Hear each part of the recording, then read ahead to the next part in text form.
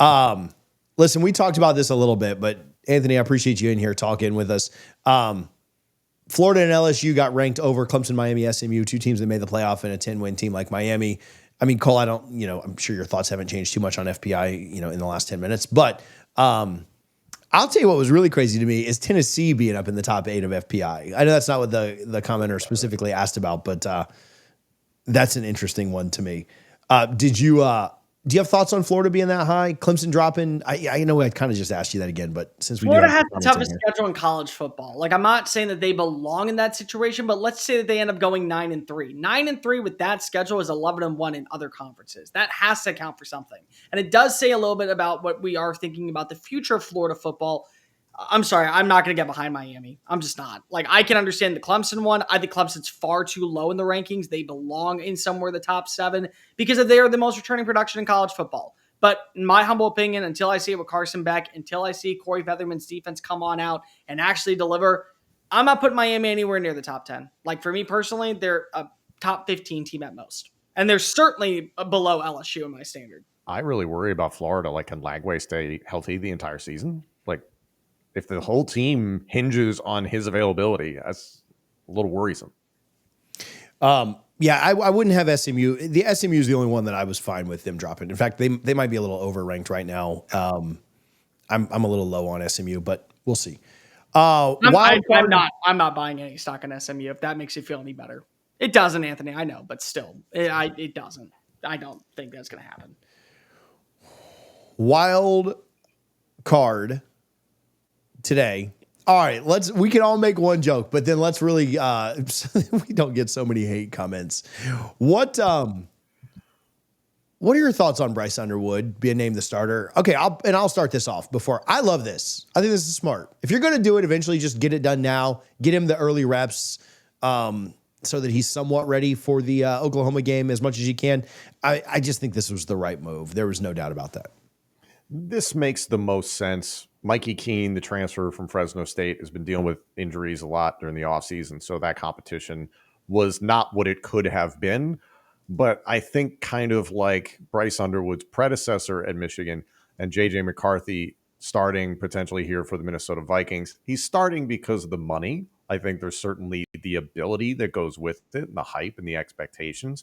But Bryce Underwood, yeah, you're spending, $10 million on this guy? You have Barstool Sports behind you. You have a huge investment. You made a big shakeup during the offseason. And I think he gives you the best chance to win. I think Mikey Keene, if he had been named the starter, if he'd been healthy, you would have been safe, right? I think Bryce Underwood, considering the deficiencies at wide receiver, is going to help Michigan ultimately offensively. And it's going to be just a heavy dose of the run. He's going to have to be involved with his legs quite a bit. And there's a lot of reason for positivity with Michigan's defense. I talked about it last week. I think the world of what they have defensively coming back this season. I think they're going to be a very good team. It is also plausible they lose 4 games on their schedule. There's also a chance they only lose 2 games on their schedule. But I try to be pragmatic and reasonable, unlike most fans from Ann Arbor, Michigan. So there's that. But Bryce Underwood, it is what it is. I think it makes sense for you to start him. He's going to give you the best chance to win, and the money supports it.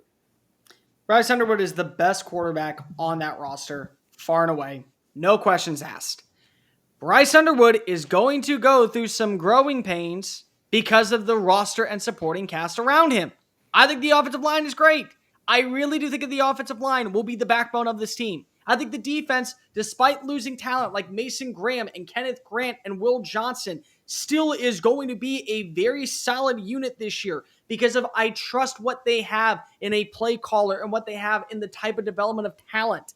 But I don't know what I'm getting in the wide receiver room. I don't know what I'm getting in Colson Loveland's replacement. Justice Haynes has got to live up to expectations this year to take pressure off of Bryce Underwood.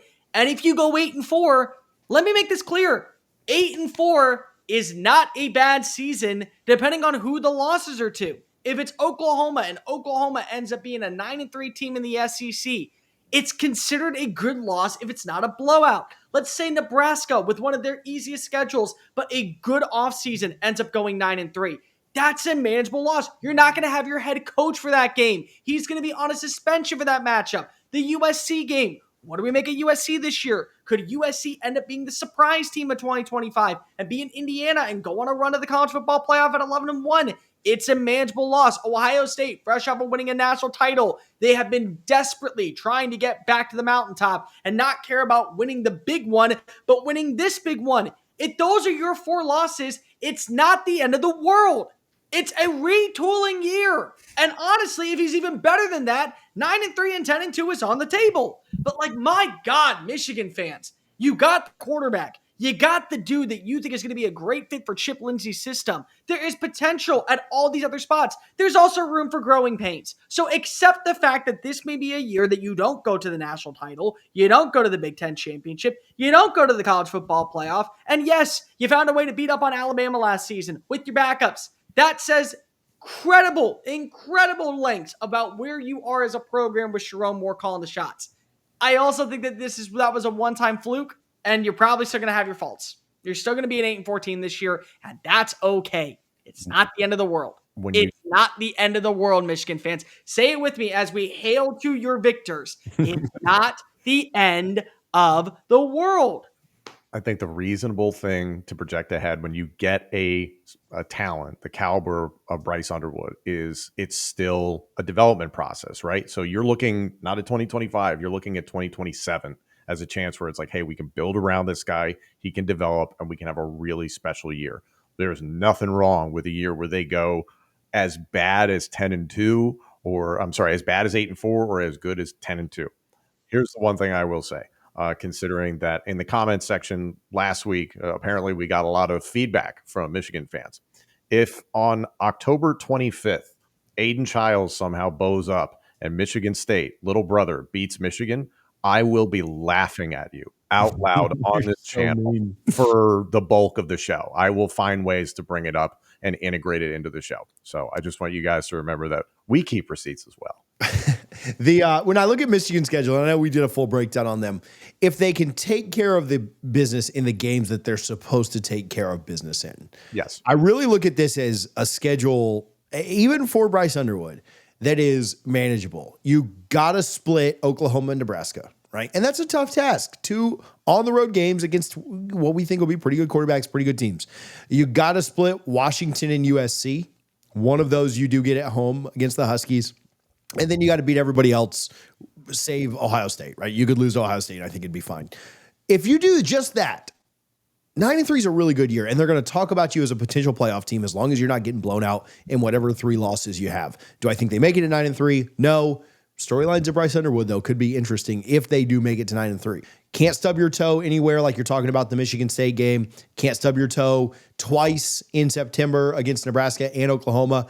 But if you can just cut it into sections, split your first 2 tough ones, split the back-to-back against USC and Washington, and then even if you lose Ohio State, I think 9-3 is a very respectable year. If you can somehow find a way to do one better than that, congratulations, back to the playoff, Willie Crow on the show.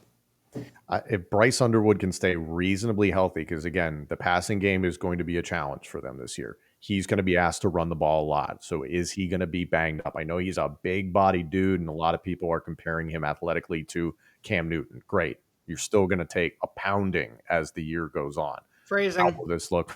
How will this look by the end of the season? All right, before anybody else takes a pounding on here, let's wrap it up. Let's wrap it up before we take a pounding.